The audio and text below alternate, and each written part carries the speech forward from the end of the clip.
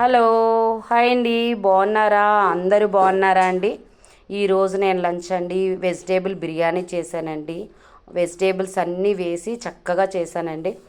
పిల్లలందరూ ఇంట్లోనే ఉంటారు కదండి, సమ్మర్ కదండి, వాళ్ళకి ఏదో తినాలి అని అనిపిస్తూ ఉంటుంది. రోజు కర్రీ చేసుకోవడం, రసం చేసుకోవడం, పప్పు చేసుకోవటం, లేదంటే ఒక ఆకుకూర దాంట్లో కలిపి చేయటం, వైట్ రైస్ వండుకొని తింటామండి. అయితే ఈరోజు ఏంటంటే మార్నింగ్ లేవగానే పిల్లలు ఈరోజు మాకు బిర్యానీ కావాలి అని అన్నారండి.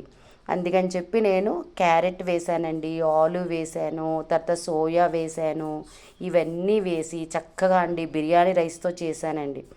ఇంకా పిల్లలండి ఎంత హ్యాపీగా తింటారో, వాళ్ళు ఏది అడిగితే మనం వాళ్ళు చేసి పెట్టామంటే ఎంతో ఆనందం అండి. వాళ్ళంత ఆనందంతో తింటుంటే మనకు కూడా చాలా సంతోషం అండి. ఇంకా పాపం ఎంత చూసినా ఎంత పెట్టినా ఈ 2 months అయిపోయిందంటే, ఇంకా స్కూల్ స్టార్ట్ అయిందంటే వాళ్ళకి ఏదో ఇంత పెట్టామా, ఇంత పట్టుకెళ్ళామా, లంచ్ టైంలో తిన్నామా అనే విధంగా పాపం ఉంటారండి.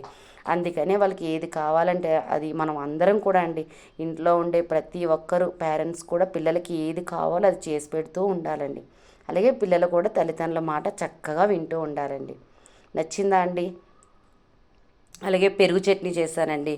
కీరా వేసాను, క్యారెట్ వేసాను, మిర్చి వేసాను, ఆనియన్ వేసాను, పెరుగు వేసాను, అలాగే తగినంత ఉప్పు కూడా వేసానండి.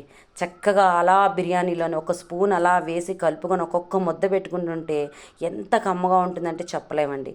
మన హోటల్లో అంటే హోటల్కి వెళ్ళేటప్పుడు తినేస్తుంటాము, అలాగే ఇంట్లో కూడా చేసుకునేటప్పుడు ఎంతో హాయిగా అందరం కూర్చొని తింటాం కదండి. చాలా అంటే చాలా బాగుంటుందండి. మీకు నచ్చిందండి ఈ వీడియో? నచ్చినట్టయితే లైక్ చేయండి, అలాగే షేర్ చేయండి, అలాగే సబ్స్క్రైబ్ చేయండి. కామెంట్స్లో మా బిర్యానీ ఎలా ఉంది, వెజ్ బిర్యానీ అనేది మీరు కామెంట్స్లో తెలియచేయండి. ఓకేనా అండి?